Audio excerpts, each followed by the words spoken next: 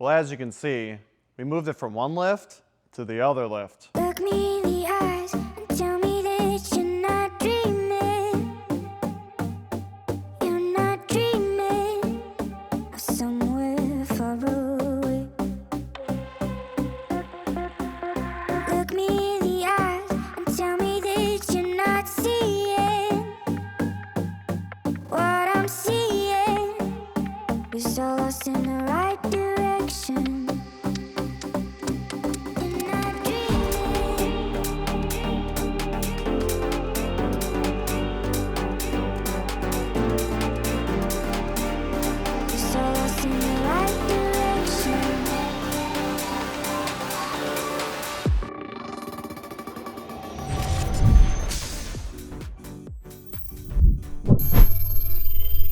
So now we're going to start working on the suspension so we can get the car off the lift to actually start working on the wiring to try to get this car fired. So I have a new subframe here, so we are going to have to pull all the suspension off of the old subframe, put it on the new one. At the same time, we're going to put a bunch of our products on. We have our spherical rear top hats. We have spherical front top hats that are going to be the prototype that are going to be on here, as well as our RS5. Now for coilovers on the RS5, we went KWV3s. Got recommended by a bunch of people who actually do racing to get some Öhlins. So we want to try Öhlins, so we have some here. If we like them, we'll end up keeping them. If not, then we might just have some custom coilovers made for the car. So now we're going to start working on the suspension just so we can get it off the lift and actually start working on wiring the motor in so we can actually get it fired.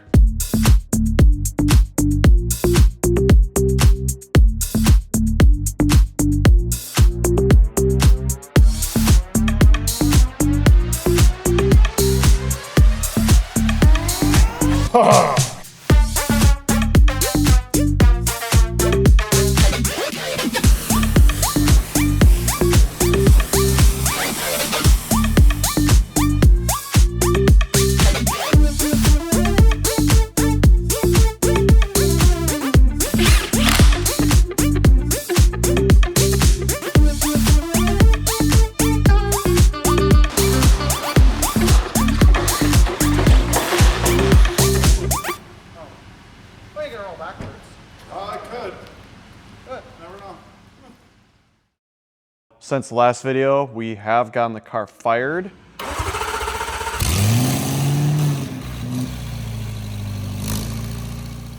There was a lot of hiccups that we found along the way. Just to get the car fired, it took us like 8 hours of figuring out wiring and everything. The harness, originally we were gonna put the ECU and everything right here, but we kind of figured out because of the wiper motor, this should fit down in here. We are going to try to see if we can get the ECU to shove under here. We might not have enough wires to do that. We will have to see. So for now, we have all the wires stripped back because basically we need to tap these two plugs. For the swap, we basically, on the 4-liter, these are actually in the engine bay.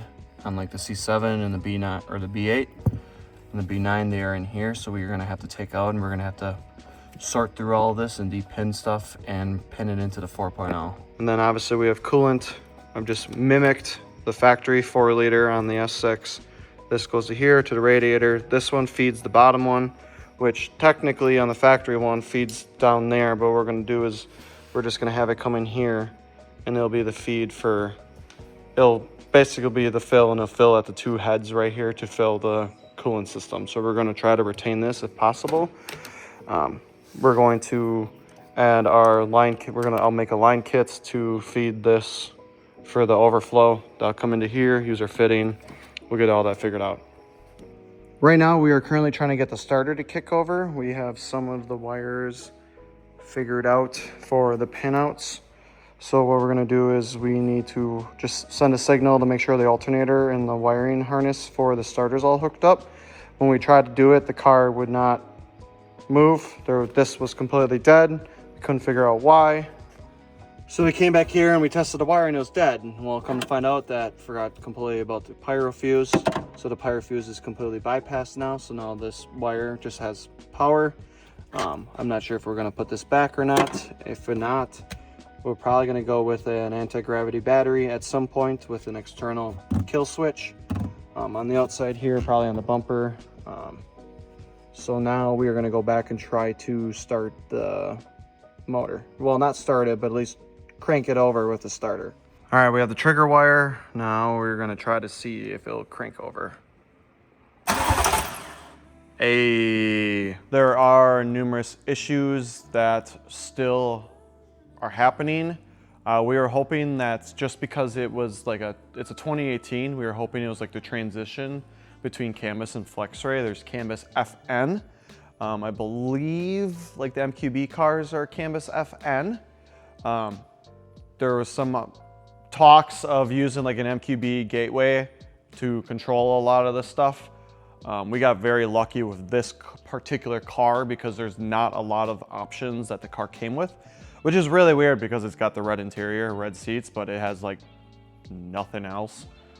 It works out in our favor because either I'm gonna have to delete that stuff because I'm never gonna use it anyways, but as far as coding, it kind of dumbs it down what we really need for the car for what we're gonna use it for.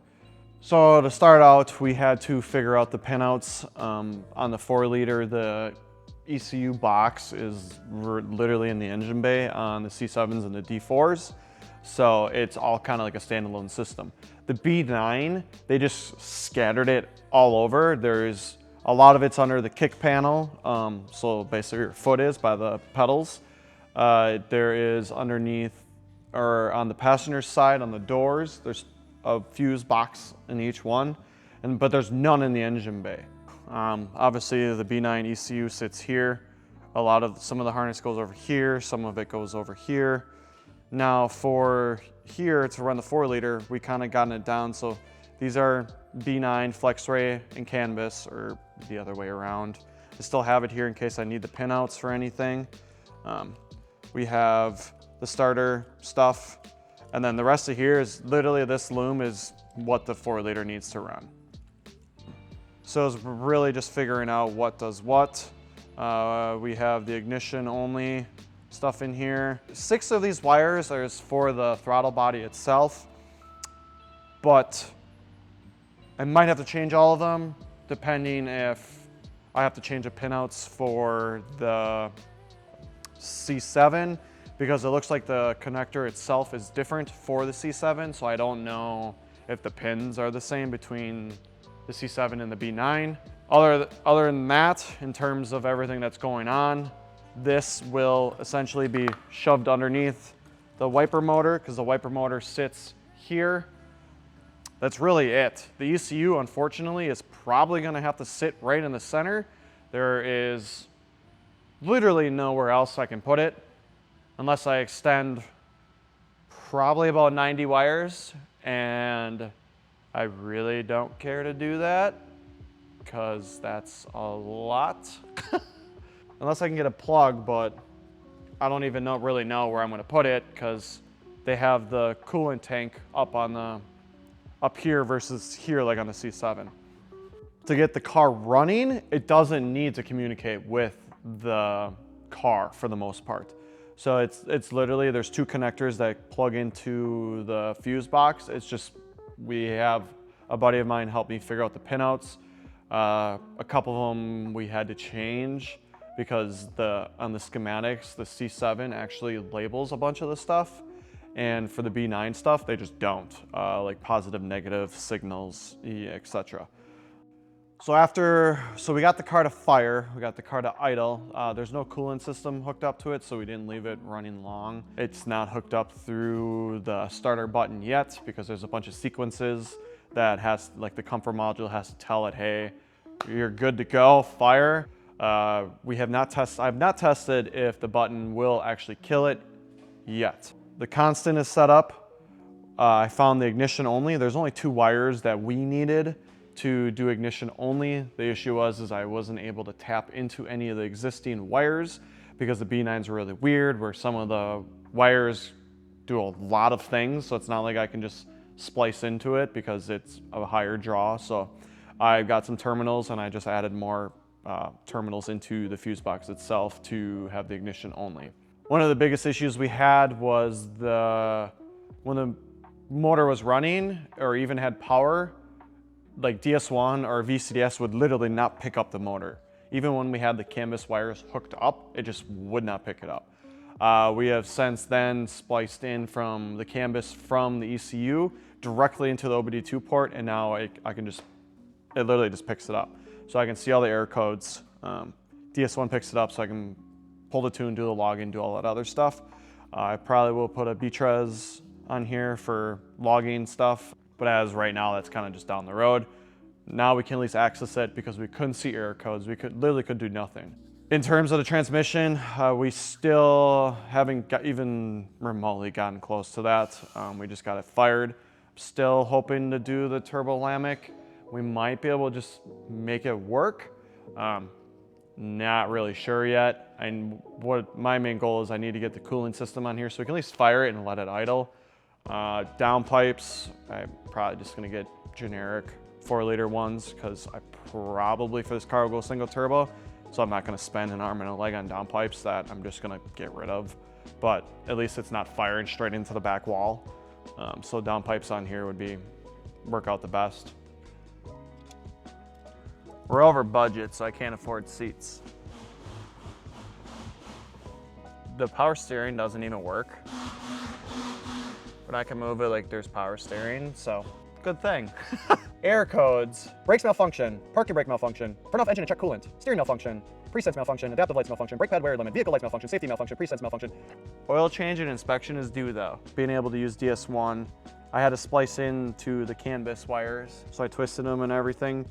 They tapped into, we did not delete the wires that were already there, we just tapped into the plug. So this skips all of the systems that it has to run through and it goes straight to the plug. So if it's a communication issue going through a module, it just bypasses it and then it's just here. Going into DS1. Now we have DS1, able to go to ECU. It shows the old file that was on the car. Obviously this was a manual 4-liter, so that's gonna all be deleted and have to be redone. So I literally can do everything like read fault codes. There's only 4 fault codes right now. One is a canvas one, which makes sense.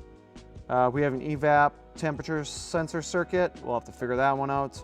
And then obviously 2 for the pedal. I took out of the car because I needed to check. But it all works now, which means we can load the tune, do all the other stuff. It works, so that's definitely another step in the right direction.